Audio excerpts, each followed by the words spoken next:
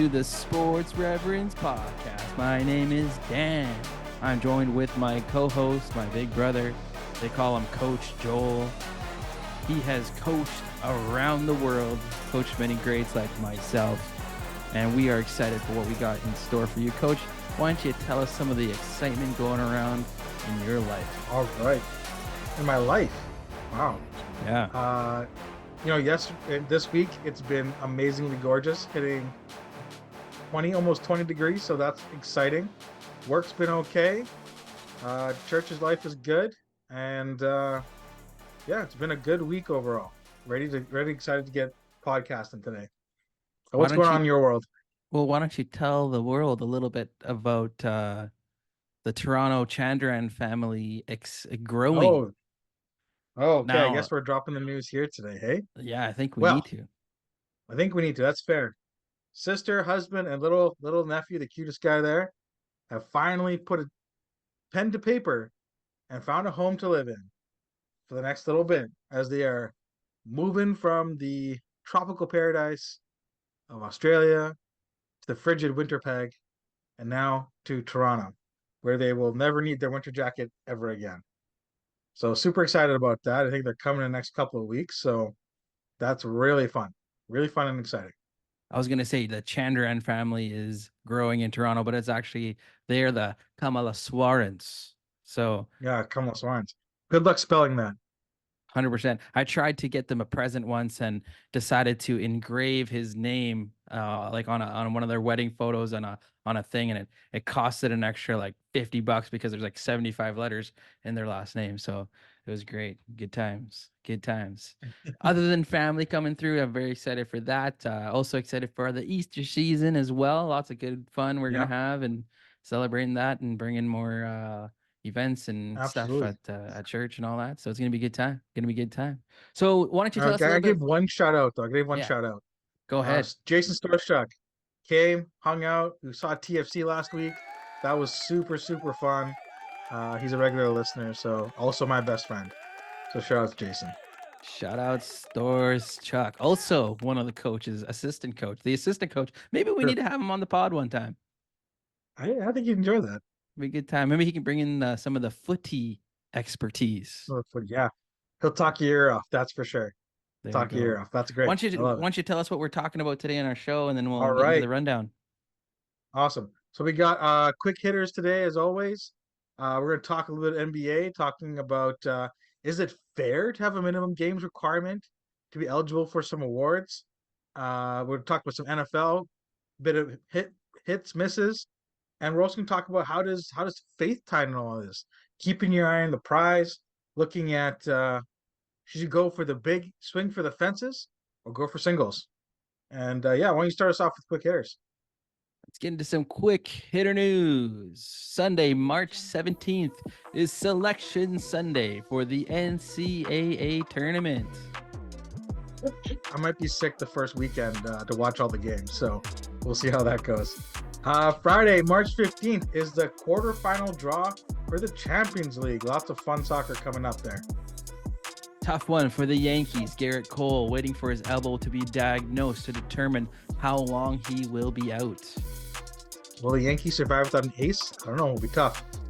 We have NFL free agency has hit upon us, and unlike NHL trade deadline, this was a lot of sudden fun stuff going on so far. Kirk Cousins left Minnesota with the Falcons. Baker Mayfield resigns with the Bucks. And 2 years ago, the hope of the New England Patriots has now been traded to Jacksonville. Backup to the starter. Trevor Lawrence. Las Vegas Knights added Noah Hannafin, Thomas Hurdle, and Anthony Mantha. Okay, pretty good for the Vegas Knights. Hey, shout out to the Jets with some of the moves they made, the Winnipeg Jets. Absolutely. I'll do a sixth and supportive quick hitter news is spring training baseball has started, and it's been exciting watching some of these teams play all their players and get back into. I think that would be one of the funnest things to attend is spring training in Dunedin, checking out some Blue Jays baseball. I would love that. Before we go anywhere further, let's handle some business. Urban Hope is our mentorship program that I get to run in downtown Toronto. We're basically a program that helps kids learn mentorship skills and then put them into practice. And we provide a safe place for students. We provide different programming weekly for the students as drop-ins and youth programs. And we also have affordable summer camps where we only charge $10 per student for our summer camps. So it's affordable for every family to attend summer camp as well. That's compared to so we charge $10 per week for the summer camp compared to city summer camps that charge $200 upwards per camp. So we want to make it affordable for every student to be able to come and hang out and learn some biblical principles and learn some sports, learn about arts, and have a safe time doing that as well. If you are able to support in any kind of way, check out the sportsreverends.com/sponsors, and you can see the ways you can give right there. If you're giving over $20 and you live in Canada, you can actually be eligible for tax receipts as well. So please, if you can support in any kind of way, you can send a few kids to camp. You can support and see all the program details that we have of the cost. It costs about $25,000 in fundraising that we do every single year just to help the programs, the baseline of the programs as well. So every dollar that gets sent to Urban Hope goes towards the programs and all that as well. So please continue to give. Thank you for your giving, and thanks for tuning into the Sports Residents podcast. Let's go. Absolutely. Yeah. Great opportunities there for sure. Diving right into it. Diving right into it. This is the first year that the NBA has enacted a minimum games requirement for players to be eligible for the Rookie of the Year, DPOY, six man, MVP, and any all NBA teams. They are tired of players sitting and resting and load management. They want to make sure the best product is out there. Um, and we'll see. Some guys have already been knocked out of some races already, and we're just Eliminated. not too far away from the All-Star game. So, Daniel, what do you think? Is this a fair rules, or is there a bit of bias towards the money making scheme? What are your thoughts?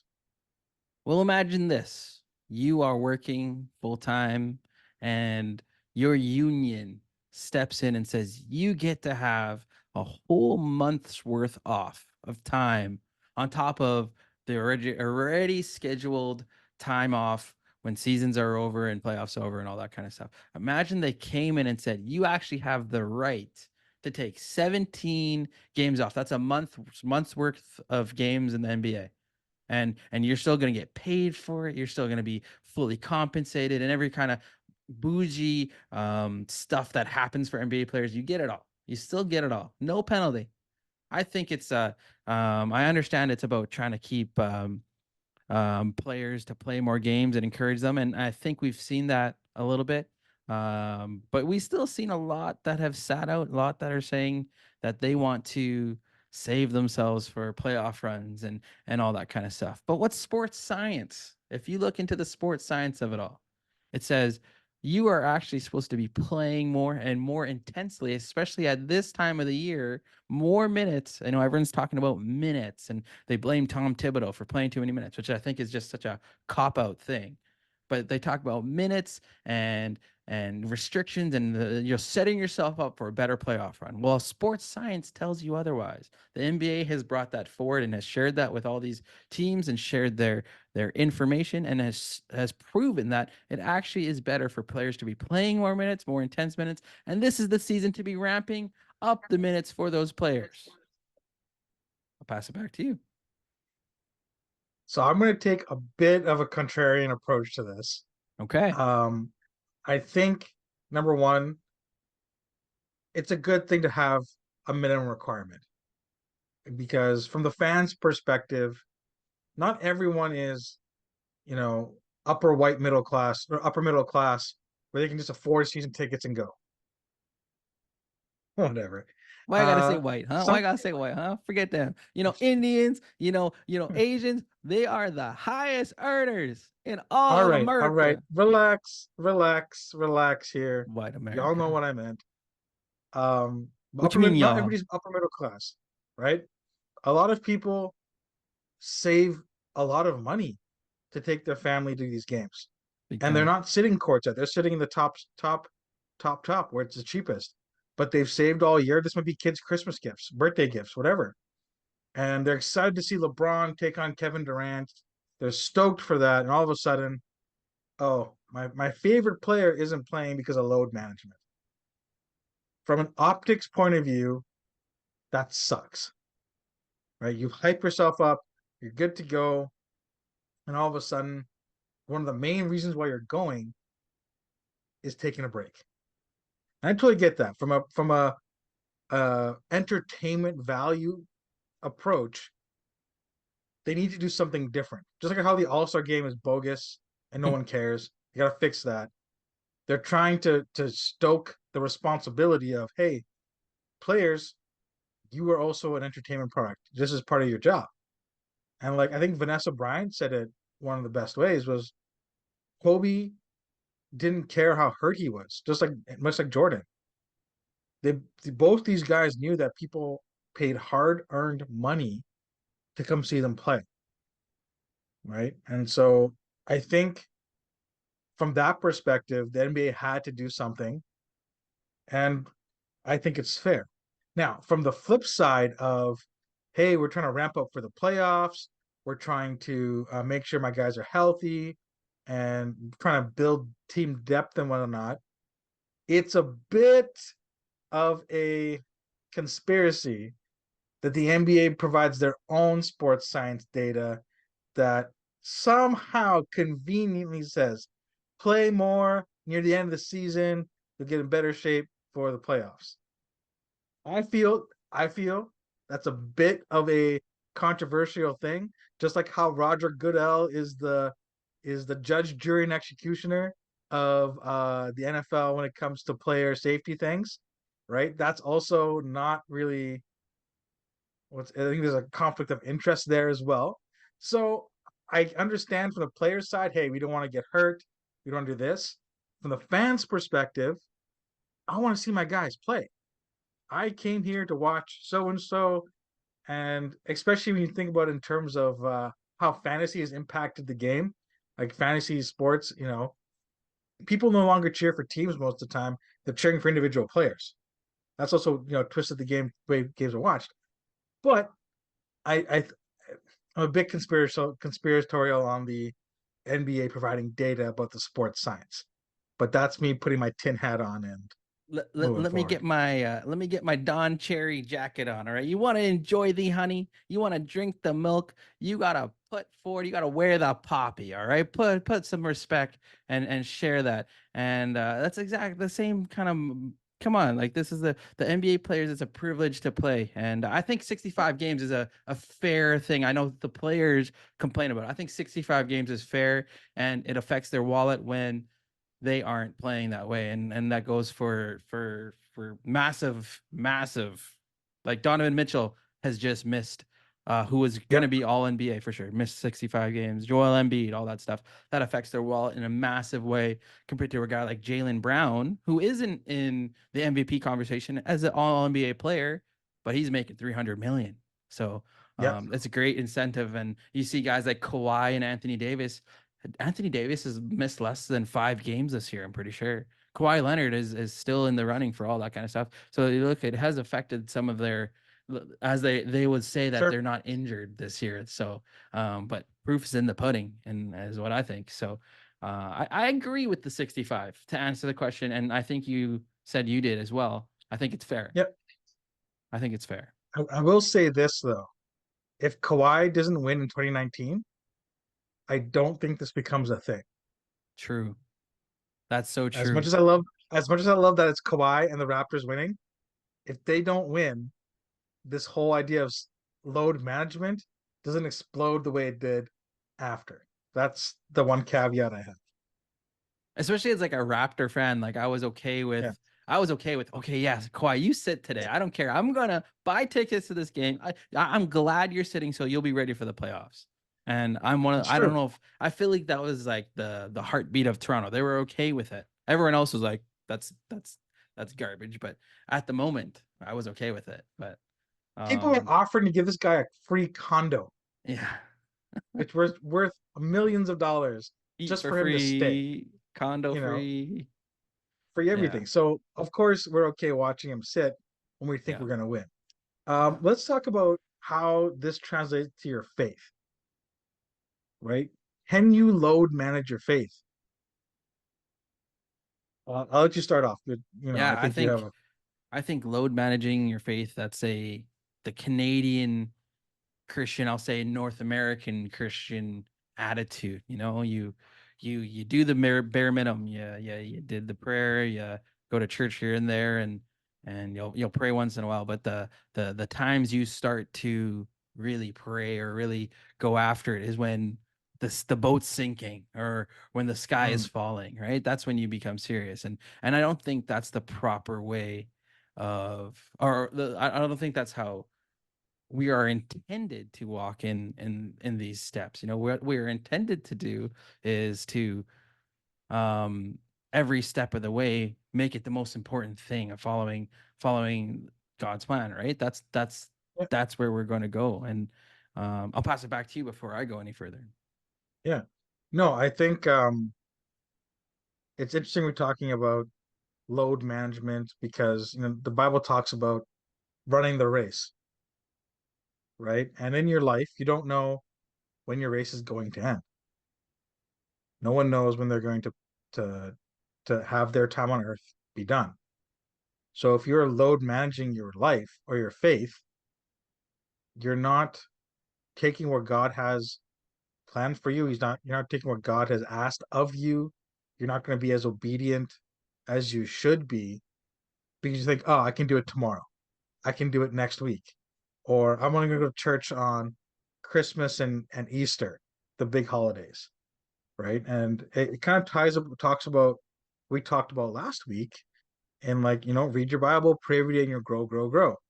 Like that's a simple little children's nursery rhyme, but it's so, I guess, you would know better than I, but it's so theologically based and is so has so many layers to that that it's not just for kids, it's for us every day, right? So Oh yeah. yeah, I think just like how an athlete's going to ramp up towards the end of the season, we know that we're in the end times of the world, and we got to be ramping up our faith and putting in the hard work to get where we need to go. Yeah, exactly. So I mostly brought up the sports science argument for the reason of saying, like, for the playoffs, the NBA said the sports science behind it all is that the more minutes you play in the regular season actually prepares you for the intense minutes that you're going to be playing in the playoffs.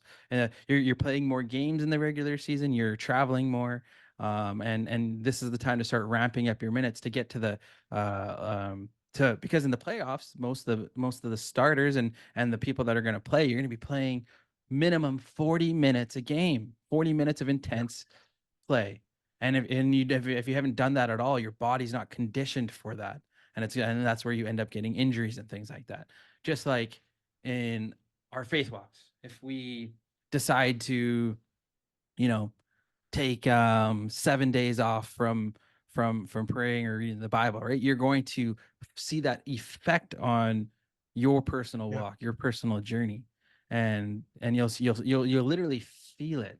And that's not the proper way of. It's supposed to be a desire to, um, um, want to grow and want to learn more and want to strive for more of God in your life, right? And that's I think athletes actually have that practice really. A lot of them have it like down really well in the terms of how they train their body, right? Even I know a lot of Mhm. those guys that sit out games, they're still working out and things like that too. But they do have a good mindset in that sense. Um, yeah, Yeah, it's really interesting because for practical, like actual factual experience that I've had, all my teams, when I coach them, we run. We run, and we run.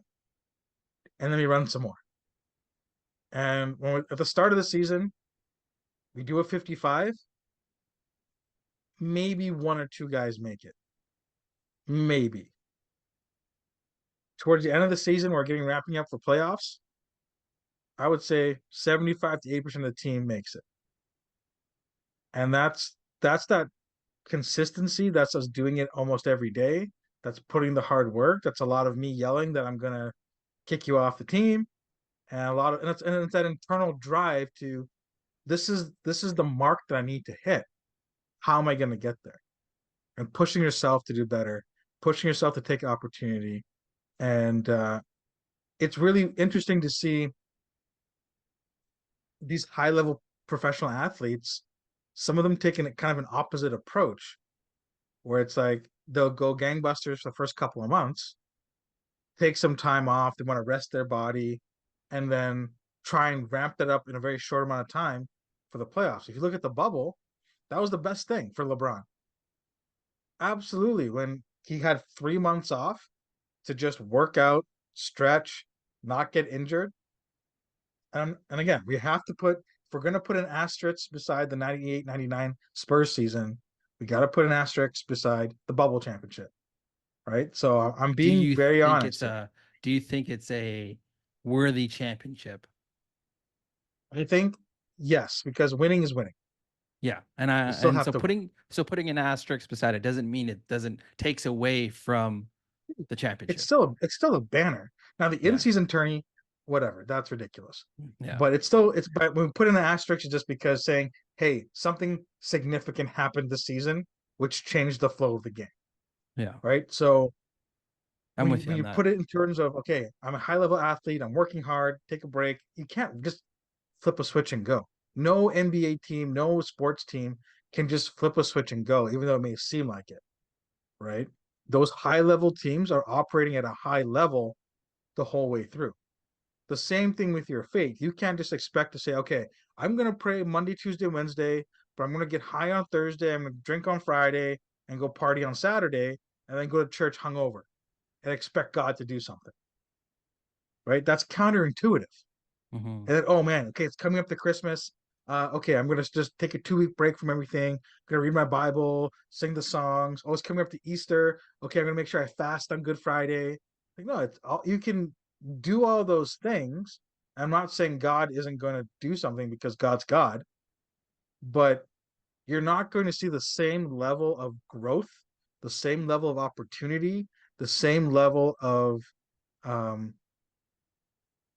movement in your life when compared to being consistent and doing things on a daily basis, right? It's just like losing weight. You look in the mirror every day. To you, you may think, oh man, I'm still a fatty, right? 3 months down the line, somebody's gonna be like, look at you. You lost some weight. And you're gonna feel good about yourself because you're being consistent. And the same thing ties to your faith.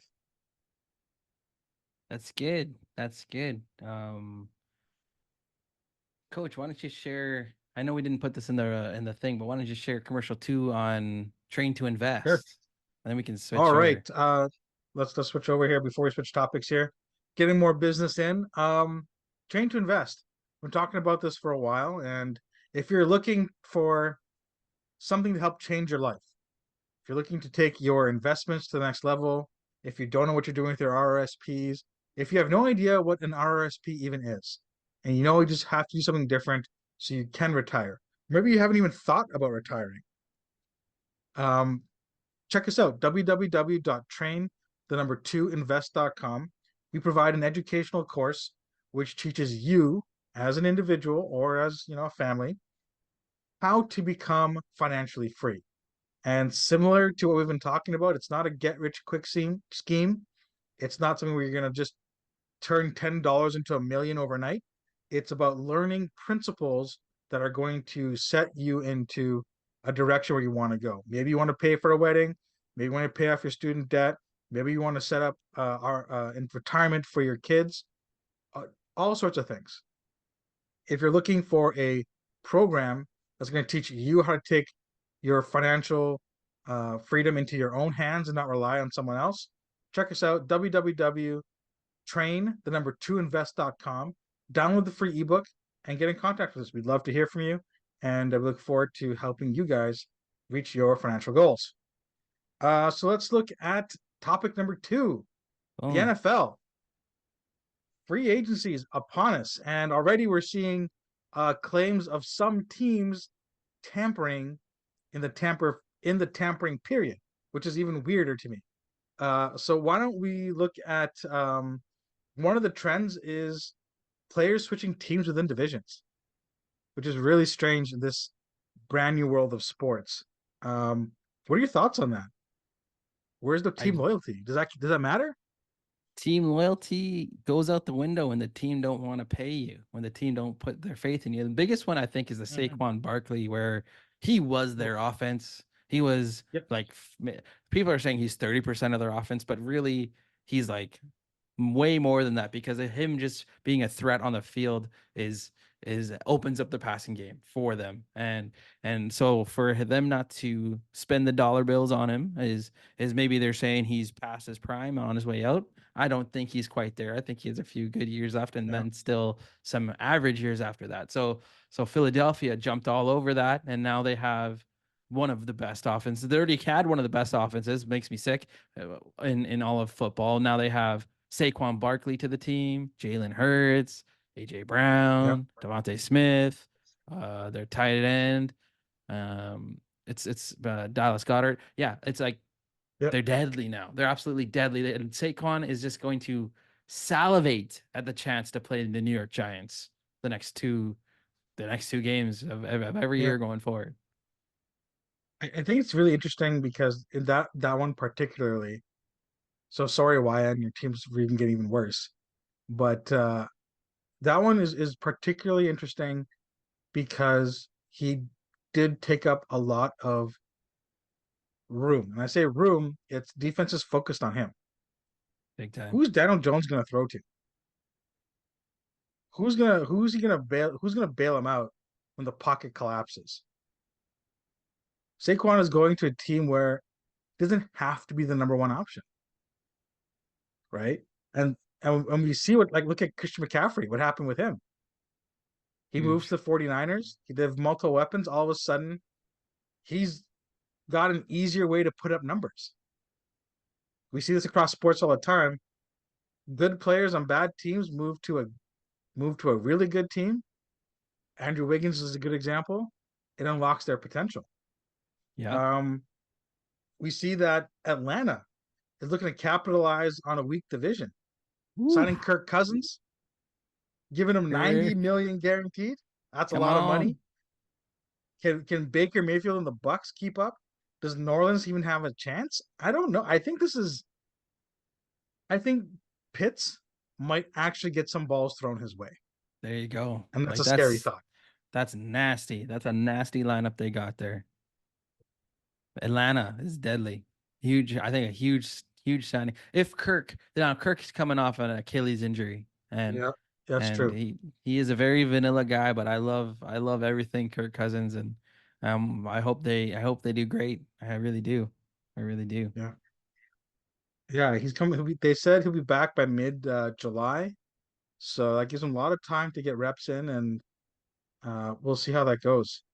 Because Another team looking at cap oh, I was just gonna say they were flirting with the idea of trading for Justin Fields and then all this kind of stuff, but I think this is a way better move.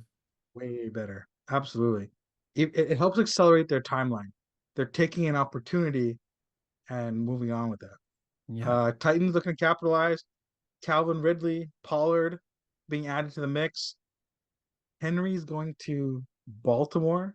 That's the one that Um, is woo. that's going to be King one Henry, running tandem duo. would you rather That's have to try to tackle Lamar Jackson or they give it the pitch it to Derrick Henry and have him coming at you downhill? Like that is just absolutely deadly. It's nightmare for defenses. Good luck. Good luck. good luck. Texans, yeah, I mean Titans could be a force in the AFC South. Titans, yeah, I just don't trust their quarterback play, to be honest. Like Will Levis, is that their guy? Yeah, he did all right. He did all right. And All right, not great. Gabe Davis, I don't know how reliable he is. Like he's missed a ton of True, games. true. Still some Calvin Ridley, though, opportunity. I think is a huge pickup and a huge loss for the Jaguars. So I think that's another story there of Addition by subtraction as well. yeah. Texans adding Joe Mixon. Sneaky CJ good sign Stroud up. really accelerated that build, right? Yes. Yes. They won a So playoff game. yeah, That's crazy. that's incredible. And we got the Pats. What are they gonna do? What is Gerard Mayo gonna do at number three? They've really Yeah, cleaned house, hey? big Post time. Belichick era is just It's still pretty mind blowing that Bill Belichick doesn't have a job. Like, as much as I do not like the Patriots, he still yeah, has to be considered the best coach of all time, right? Like, he's done it. yeah, absolutely. I think part of that too is not the right opportunity as well, Yeah, right? Like potentially for sure. if the Yeah, Dallas that's job came open, I think he would have jumped on that. yeah, that's probably after this year. Sadly to say. Um, yeah, the that's tough. Cowboys So the Cowboys finally made their first signing after Jerry Jones says, "I'm all in this year." He lets all the running backs, the positions we need to go to other yeah, teams, go within the conference, even like Saquon. And then we finally made a signing of I think, I don't know, maybe a more on the aging end of linebacker. So yeah, yeah, we're praying for a draft class of greatness here. So who knows? yeah. Who knows? It's We'll our year see. though, right? Um, Saddle yeah, up. that's we'll see. That's why we play the game. That's why we play the game. So one thing we're talking about is on the faith side, aiming for a target, right? We know the end game is glory in God with heaven. And in the NFL, uh, what really separates teams that win and lose is of course scoring touchdowns, but how they get there, right? A team that can eat up a clock, get multiple first downs in a variety of ways, and then score is more likely going to win than a team that relies on one or two three and outs before they score, right? Rushing and thinking. So how does being as sorry as let me phrase it this way, as a Christ follower, how should you aim your focus on the end goal? We're called to walk. We've been talking about it a little bit already, like daily steps of Mhm. following and living out our faith. For men especially, we have a lot of different challenges we face. I try every morning to say, Lord, guard my eyes, my mind, my hands, my feet. Let them walk according to your plan. Because I know when my plan, if I let it go with my way, I'm going to end up doing things that aren't of Him. I'm going to look at things that I shouldn't, and I'm going to act the way I shouldn't, and all that kind of stuff. Right? It's an incremental step, just like we talked about incremental steps for ramping up your minutes in the NBA. It's incremental steps to get to a touchdown. It's more important for you to get a first down. That's the number one goal, right? You get your first down first. That's the goal of your set of downs. Don't worry about the touchdown. The touchdown, you keep doing that, you're gonna get there.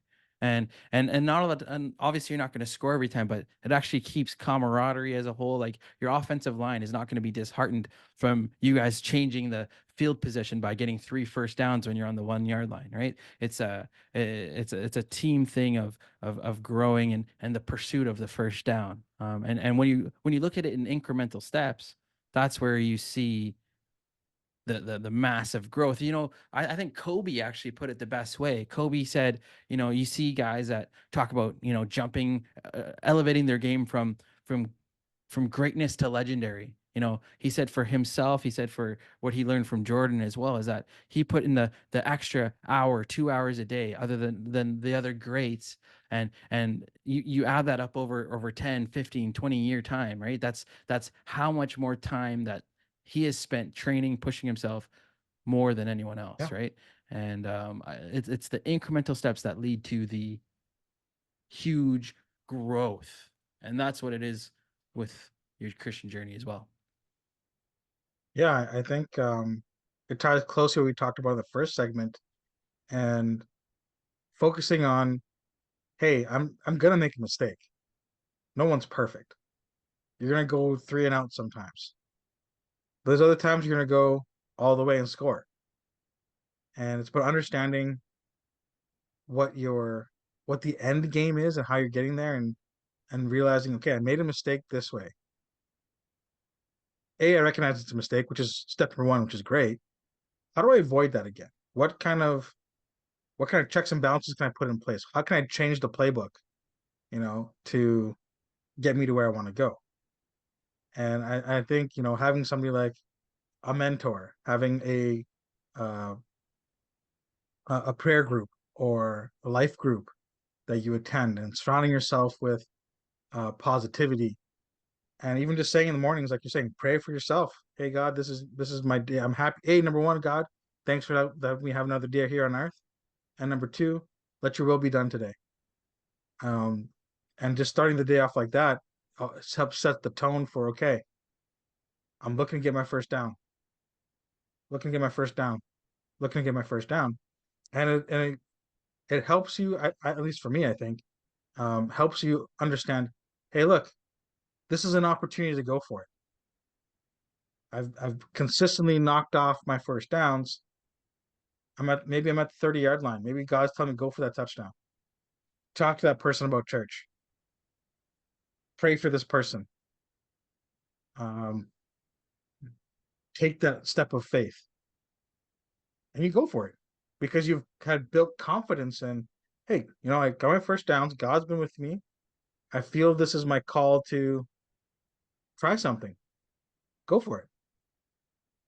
And yeah, I think that just like NFLs, it's about finding the right opportunity and understanding, hey, this is the right play to call at this moment in time to score a touchdown.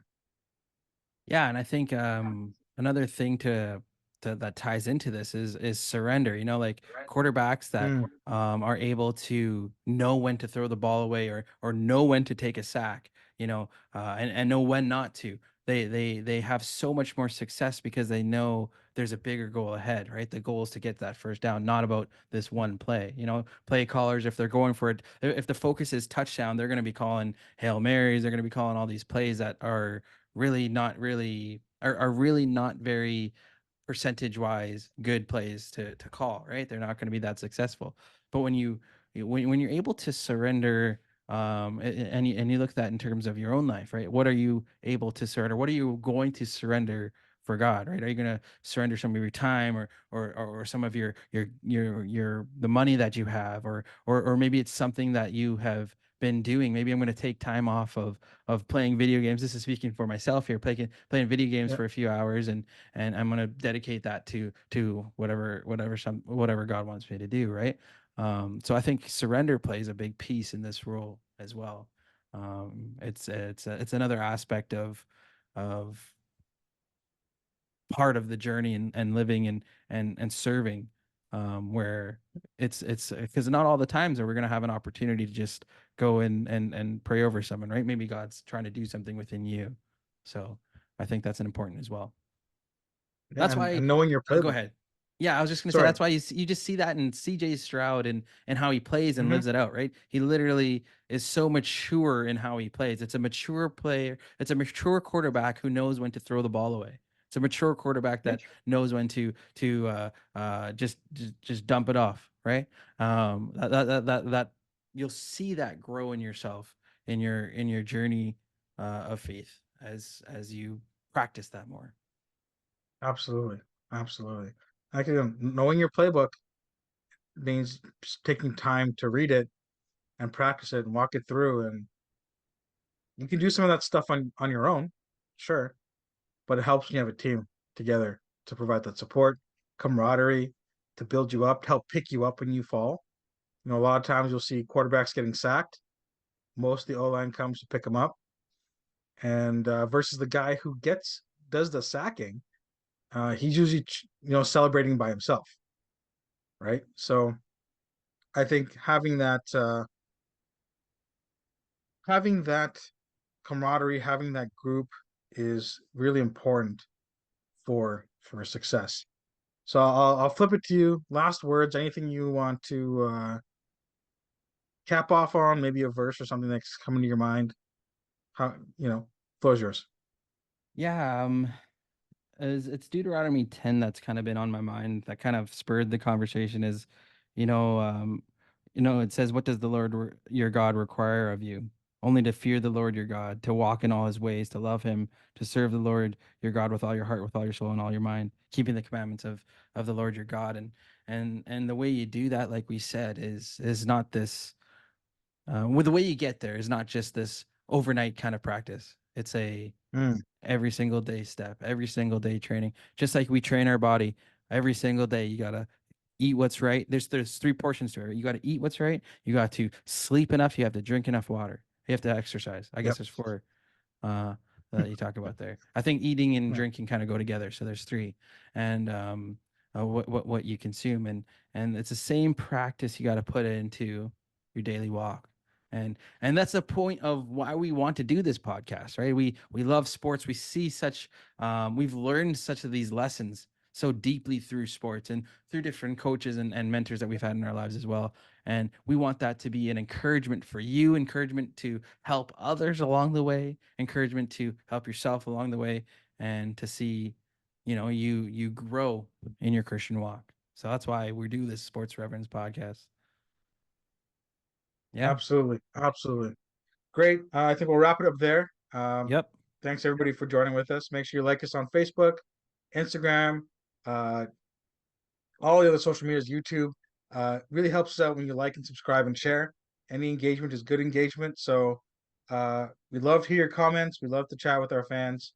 And have a great and awesome week. And God bless you guys. Peace. Peace.